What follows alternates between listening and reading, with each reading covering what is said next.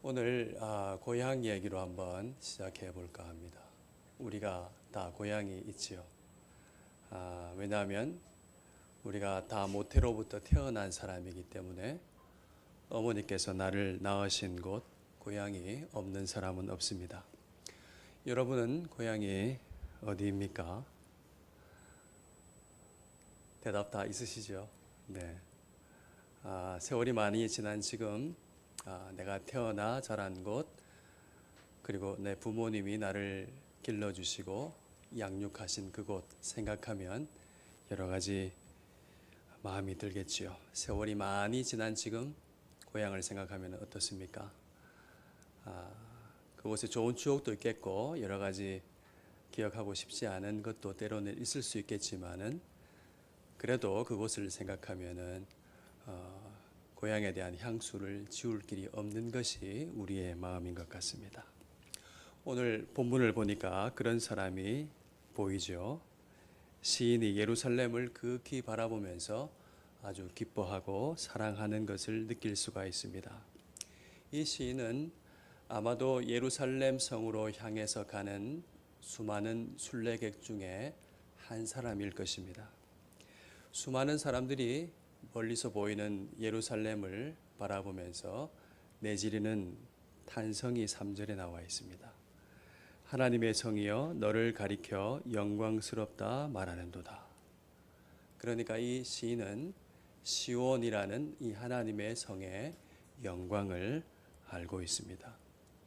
하지만 냉정하게 말해서 이 예루살렘이라는 도시는 산으로 둘러싸여져 있는 땅이고 도시일 뿐이죠. 예루살렘이 어째서 영광스러운가 하는 것입니다. 예루살렘이 영광스러운 이유는 하나님의 터전이 그곳에 있기 때문입니다. 그런데 사실 생각해 보면 하나님은 터와 전이 필요가 없으신 분입니다. 터는 땅을 말하는 것이고 전은 집을 말하는 것이지 않습니까? 하나님은 땅에 터를 잡고 기초를 놓고 기둥을 세우고 그 위에 지붕을 얹어야지만 사실 수 있는 그런 분이 아니시죠. 하나님은 어디든지 계시며 시공간을 초월하시는 하나님이십니다. 하나님은 집이 필요하시지 않습니다. 그럼에도 그것을 터전으로 삼으신 이유는 왜이겠습니까? 하나님께서 그 좁은 곳에 임재하시기로 작정하신 것입니다. 하나님께서 그곳에서 터를 잡으시고 자기 자신을 백성들에게 알려주시기로 작정하셨기 때문입니다. 그래서 뿐만 아니라 하나님께서 이곳을 사랑하신다고 말씀하고 있습니다. 시인은 이 사실을 2절을 통해서 표현하죠. 여호와께서 야곱의 모든 거처보다 시온의 문들을 사랑하시는도다. 하나님께서 왜 이 문들을 사랑하실까요? 왜 이 도시를, 이 터전을 사랑하실까요? 산 좋고 물 좋고 경치가 좋기 때문이 아니죠. 그 이유는 이곳에 하나님께서 사람들을 만나실 곳이기 때문입니다. 시온의 문들을 통과해서 성전으로 즐겁게 올라오는 이 당신의 백성들을 사랑하시기 때문에 그렇습니다. 여러분, 시온의 영광을 크게 노래하면서 수많은 인파가 몰려드는 광경을 한번 상상해 보십시오. 정말 장관이지요. 이들의 행렬은, 이들의 무리의 모습은 하나님의 되심을 나타내는 하나님의 보배로운 소유입니다.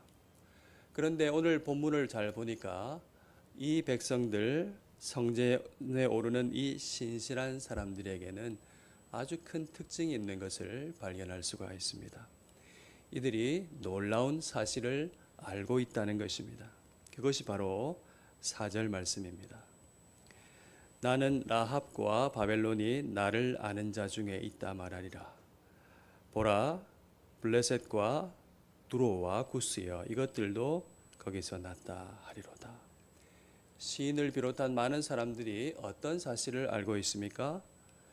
그 사실은 이 4절에 말하고 있는 나의 하나님을 대입하면은 그 내용을 쉽게 알 수가 있습니다.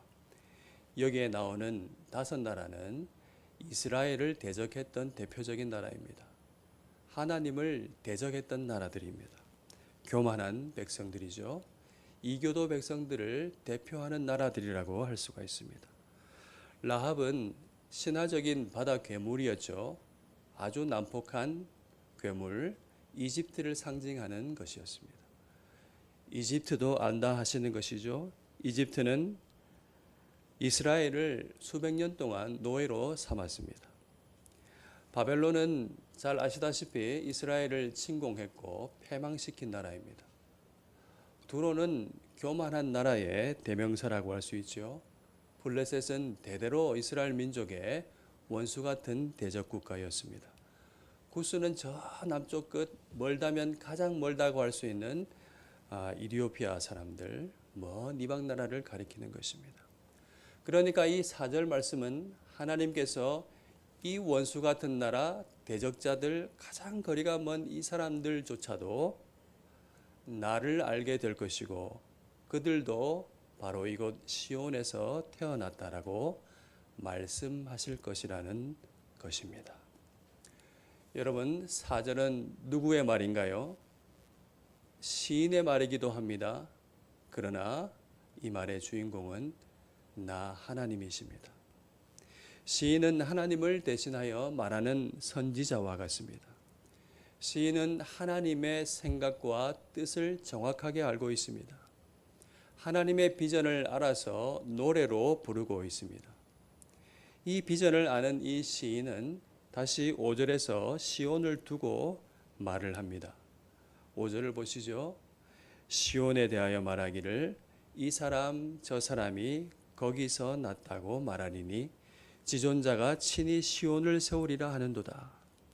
이번에는 사람들이 하고 있는 말을 그대로 전하는 것입니다. 사람들이 말하기를 이 사람 저 사람 나도 너도 우리 모두가 이 시온에서 태어났다. 그렇게 말하고 있다는 것입니다. 우리 모두가 시온에서 태어나고 거기서 난 걸 보니까 참으로 지존자께서 시온을 친히 세우고 계신 것이 확실하다는 것입니다. 그래서 이런 의미를 잘 살리고자 70인역이라는 성경은 이 구절을 이렇게 번역했습니다. 사람들은 시온은 어머니이다 라고 말할 것이다. 모든 사람이 시온을 두고 시온은 내 어머니입니다 라고 말하는 바로 이 영광이 바로 시온의 영광입니다. 어떻게 그 많은 사람들이 그 좁은 도시에서 다 태어날 수 있을까요? 영적인 탄생을 말하는 것이죠. 이 영광은 이스라엘 민족이 시작되기도 전에 아브라함에게 언약으로 주어졌습니다. 여러분 잘 아시죠? 내가 너로 큰 민족을 이루게 할 것이다. 너에게 복을 주어서 내 이름을 창대하게 할 것이다. 천하 열국의 백성들이 너의 복으로 말미암아 복을 얻게 될 것이다. 너의 후손으로 말미암아 복을 얻게 될 것이다. 그렇게 말씀하셨습니다. 하나님께서 이 언약을 이루시려고 친히 행하셨지요. 5절 말씀 그대로 지존자께서 친히 시온을 세워가십니다. 하나님께서 당신을 믿고 그래서 자원하여서 너희는 내 백성이요 나는 너희의 하나님이 될 것이라고 하신 이 언약의 말씀, 언약의 관계로 들어오기를 자원하는 모든 이방 사람들을 하나님의 백성으로 맞아들여 주셨습니다. 4절과 5절을 이 노래하는 이 신실한 사람들은 하나님의 뜻을 알고 온 세계의 백성들로 세워질 새로운 시온을 바라봅니다. 예루살렘이 단지 이스라엘 12지파의 중심지가 아니라 모든 사람의 중심이 되는 비전을 보는 것이지요. 생명의 근원이신 하나님께로 성전으로 구름같이 사람들이 몰려드는 생생한 그림을 보는 것입니다. 이사야 2장 3절과 4절의 그림을 보는 것이죠. 여러분 이 말씀을 우리가 한번 읽어보겠습니다. 같이 읽을까요? 시작. 많은 백성이 가며 이르기를 오라 우리가 여호와의 산에 오르며 야곱의 하나님의 전에 이르자 그가 그의 길을 우리에게 가르치실 것이라 우리가 그 길로 행하리라 하리니 이는 율법이 시온에서부터 나올 것이요 여호와의 말씀이 예루살렘으로부터 나올 것임이니라. 그가 열방 사이에 판단하시며 많은 백성을 판결하시리니 무리가 그들의 칼을 쳐서 보습을 만들고 그들의 창을 쳐서 낫을 만들 것이며 이 나라와 저 나라가 다시는 칼을 들고 서로 치지 아니하며 다시는 전쟁을 연습하지 아니하리라. 여러분 어떤 그림입니까? 열국의 사람들이 다 움직이면서 한결같이 하는 말이 오라 우리가 여호와의 산에 오르자. 왜냐하면 거기서 하나님의 말씀이 나오기 때문이다.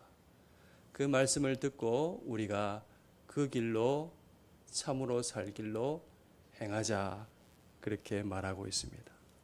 참 생명의 길이 바로 이 지존자 되신 하나님께 있음을 알고 열방의 백성이 하나님 앞으로 몰려가는 돌아오는 그런 그림입니다.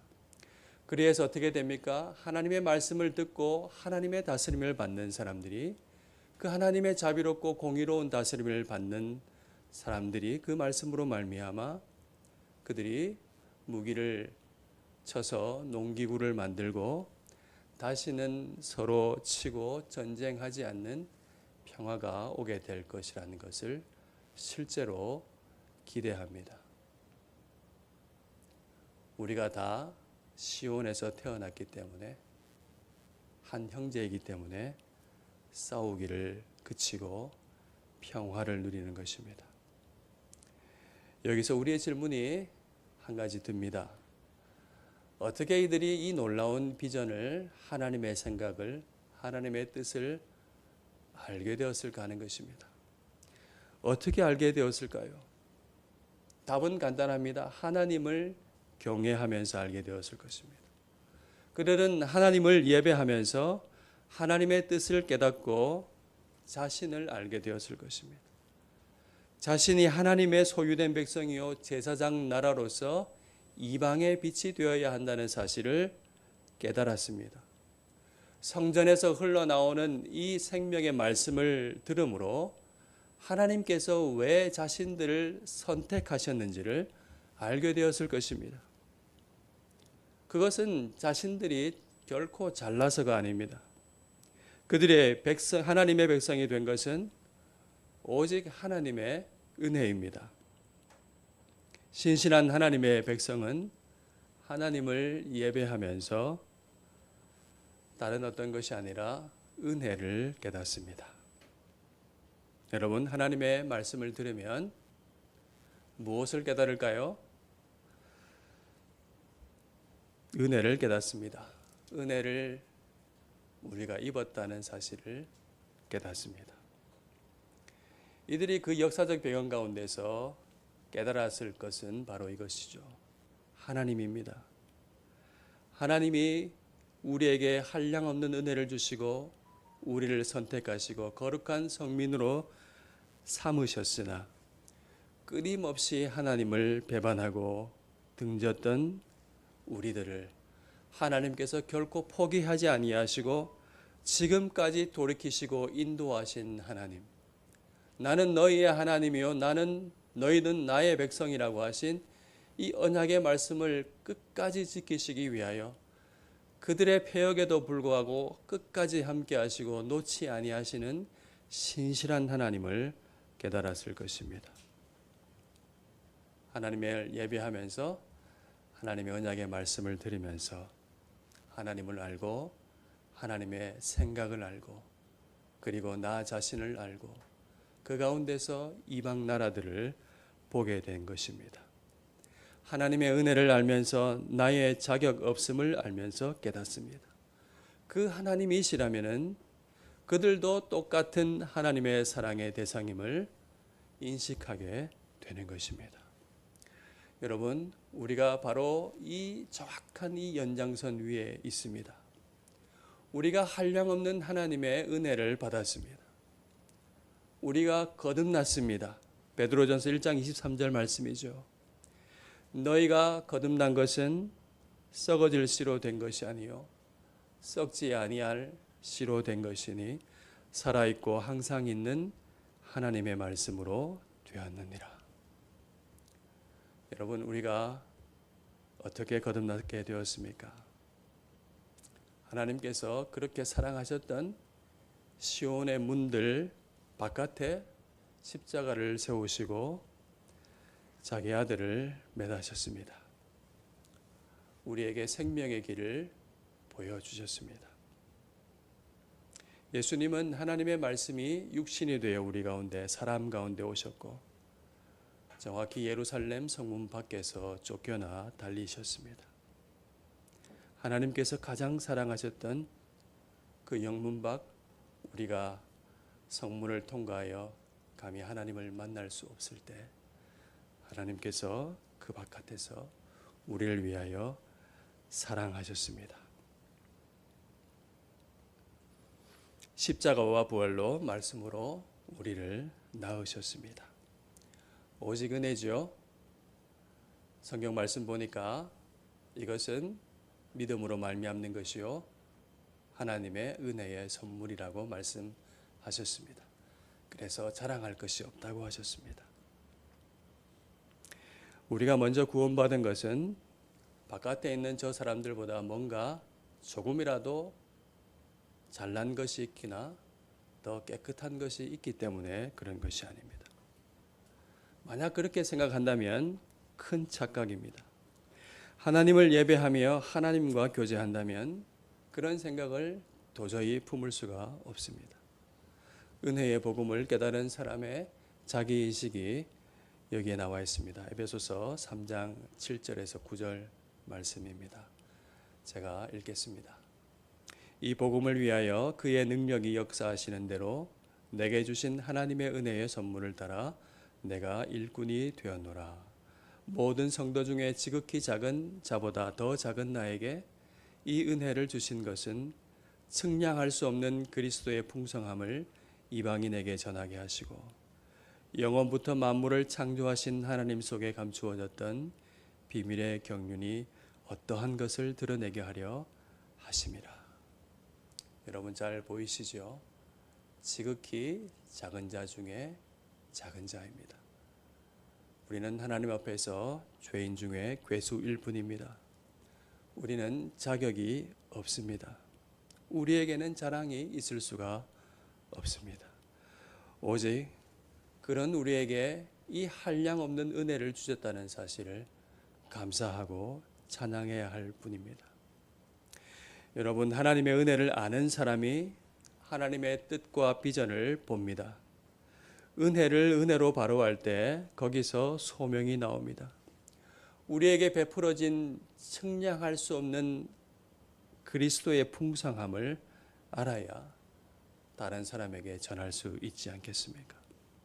하나님 속에 감추어진 이 구원의 비밀의 경륜을 깨달은 사람이라야 자유를 누리면서 다른 사람을 섬길 수가 있을 것입니다. 이것이 전도와 선교의 중심된 맥락이라고 생각합니다. 이런 여러분, 이런 우리로 함께 빚어져 갈 수 있기를 진심으로 축복합니다. 저는 이 지금까지의 말씀과 함께 한 가지 더 언약에 신실하신 하나님, 지존자께서 친히 시온을 세워가신다고 말씀드리고 싶습니다. 그 언약에 신실하신 하나님의 모습이 6절에 나타나 있지요. 여호와께서 민족을 생명책에 등록하시는 장면을 볼 수 있습니다. 마치 주민등록을 하는 것처럼 영원히 당신과 함께할 그 도시에 살 사람을 이름을 하나하나 기록하시는 장면을 우리에게 보여줍니다. 하나님께서 우리의 이름을 다 아시고 함께 하십니다. 우리가 부르짖는 이 모든 기도와 우리의 삶의 모든 형편과 우리의 모든 삶의 씨름을 하나님께서 하시고 지존자께서 하나님이 완성하실 아름다운 구원의 도시를 완성하실 것을 믿습니다. 다음의 말씀들이 완전히 성취되는 순간이 바로 이 등록하는 순간이죠. 그러므로 이제부터 너희는 외인도 아니요 나그네도 아니요 오직 성도들과 동일한 시민이요 하나님의 권속이라. 이는 이방인들이 복음으로 말미암아 그리스도 예수 안에서 함께 상속자가 되고 함께 지체가 되고 함께 약속에 참여하는 자가 됨이라. 이 하나님의 언약은 이 사람이 거기서 났다라는 마지막 선포로 마무리될 것입니다. 마지막 결론입니다. 이제 이들 모두는 새 하늘과 새 땅에서 잔치에 참여합니다. 우리가 그때 부를 노래가 7절입니다. 나의 모든 근원이 주께 있습니다. 나의 모든 셈이 주님께 있었습니다. 그들이 땅 위에서, 고단한 땅 위에서 그래도 포기하지 않고 이런 타령 저런 타령이 나왔고 신임이 나왔지만은 포기하지 않고 그 땅 위에서 불렀던 찬양, 그래서 구역구역일지라도 인내할 수 있었던 그들의 신앙 고백의 노래입니다. 사랑하는 교회 여러분, 우리가 하나님의 한량없는 은혜를 입은 사람인 것을 기억하십시다. 하나님의 은혜 속에 우리의 모든 근원이 있습니다. 가난 영혼을 채우고도 넉넉히 남을 만한 생명수가 솟아나는 셈이 은혜 가운데 있습니다. 그리스도 안에서 거듭나서 하나님의 사람이 되었다는 이 사실에 감사하면서 하나님과 교제하며 알게 된 하나님의 놀라운 생각과 뜻과 비전을 따라서 주님과 함께 걸어가시는 저와 여러분이 되기를 주님의 이름으로 축원합니다. 세계를 말씀의 안목으로 바라보면서 기도하는 우리가 되어 가십시다. 우리 함께 찬양을 하겠습니다. 210장 찬송입니다.